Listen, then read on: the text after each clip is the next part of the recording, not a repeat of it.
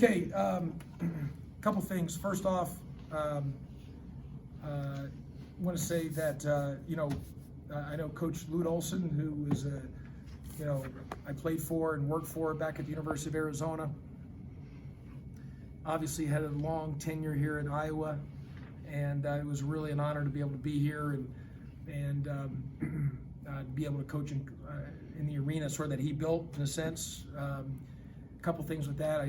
Still one of my dear friends is Coach Jim Rosborough, who was here a long time with Coach Olson. As everyone knows, who was here when Coach Olson was here, and everyone here looks like they're 35 and younger, so I don't know if anyone was here at the time.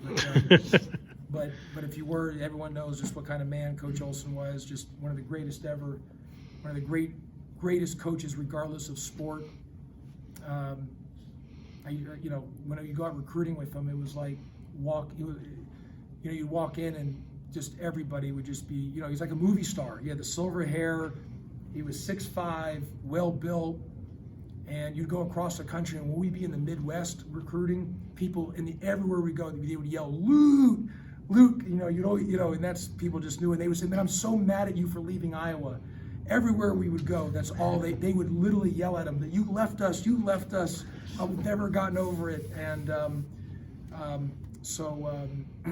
it was a real honor to be able to be here. Coach Olson would always tell me the greatest, if Ronnie Lester didn't get hurt against Louisville in the 1980 Final Four, they would have won the national championship. He said, think of all the great guards that Coach Olson coached and recruited. He said the best guard he's ever coached was Ronnie Lester. And he said if he didn't get hurt, and Coach Olson used to say, Magic Johnson used to always tell him that if Ronnie Lester didn't get hurt, he'd be one of the great pros to play as well too. And but just again, real honor to be able to be in the same arena where Coach Olson coached.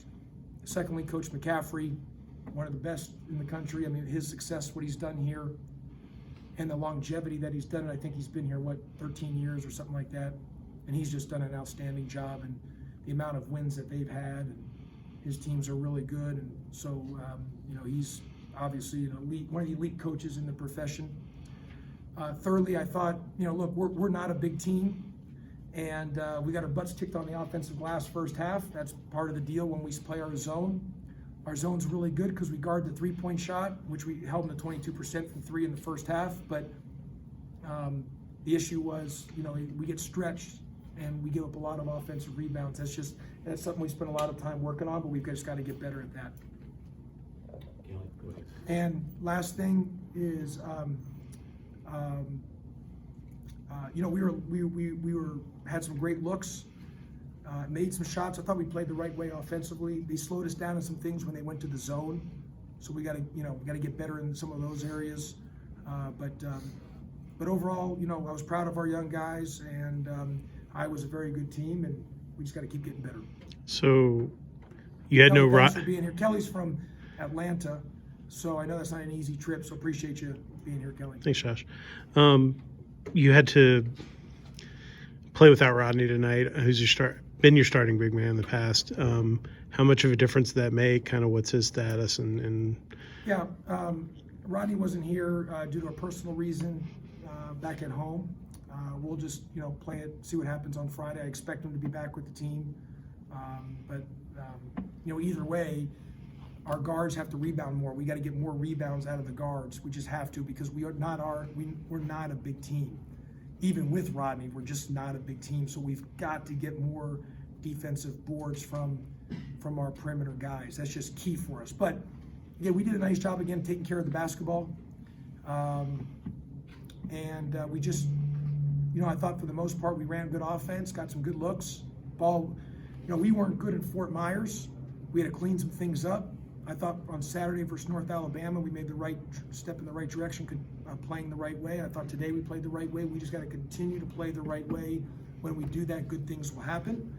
And but there's no question we're a small team.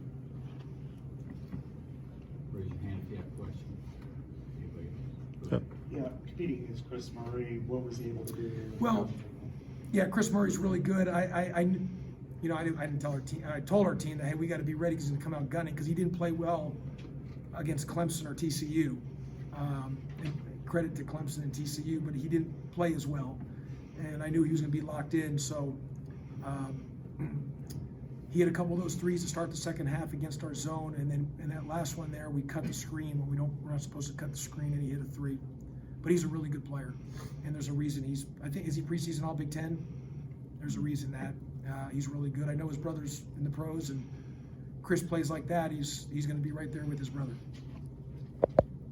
How about you mentioned Sorry, go you ahead. mentioned the zone defense you had to play to guard the 3-point line. What sort of difficulties does preparing for a team like Iowa present to you? Well, they got so many different guys that move the ball and can lead the break, and that can they just pass that ball so well, and they're good basketball players. They really are. So they're just a hard team to prepare for, when I say, because they play really fast in transition. I thought for the most part we were pretty good in transition. It's just the offensive rebounding. They had 27 second chance points. They had 20 second chance points the first half. And there's nothing else there but the second chance points.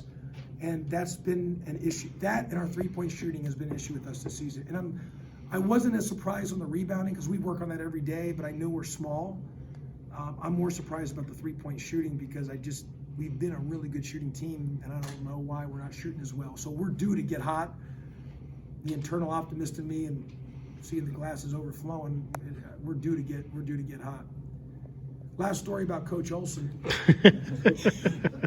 That we go into these homes recruiting, and Coach was it was a rock star when you walked in the home. And I tell you, you'd walk in there, and the moms who'd be married for 30 years, and we walk in, they would want to leave their husband that second and marry Coach Olson. Because they were like goo goo gaga when he walked in. There was like, you are so, for the entire home visit, all they talked about is how good looking of a guy Coach Olson was. And I knew every time we went into a home, we had the mom went over for the kid.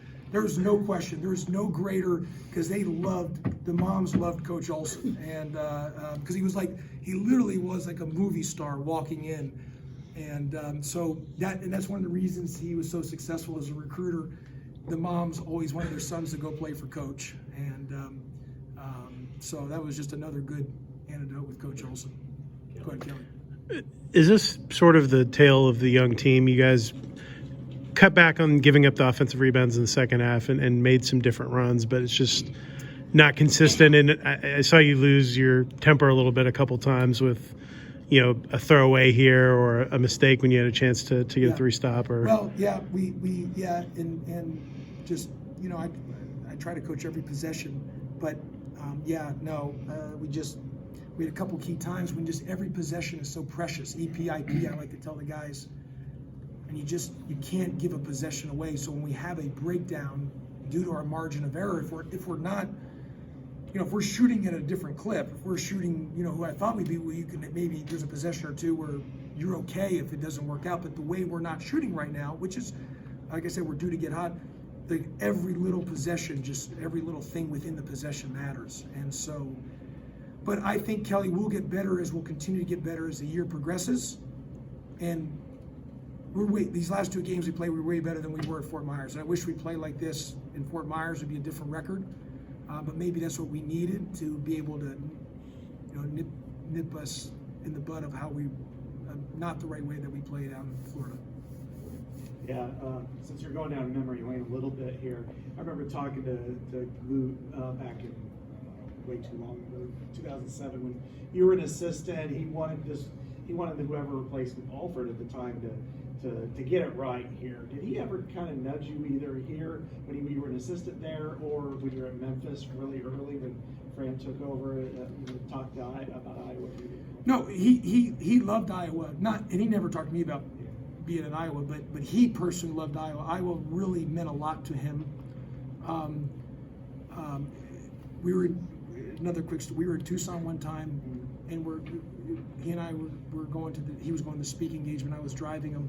We pull up to the gate, and the guard, at the security guard, it was a thing for Microsoft, and they had this thing in Tucson, like a security guard, and they said,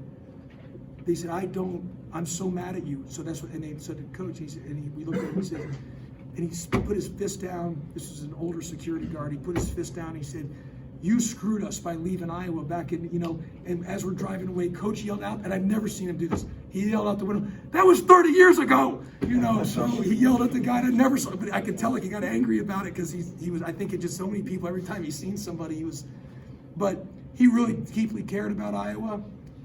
He obviously took him to the Final Four. He loved Iowa. I know he loved Dan Gable, and Coach Rodsborough, and he would always talk about Dan Gable. I think he won, 21 national championships or 19, whatever it was.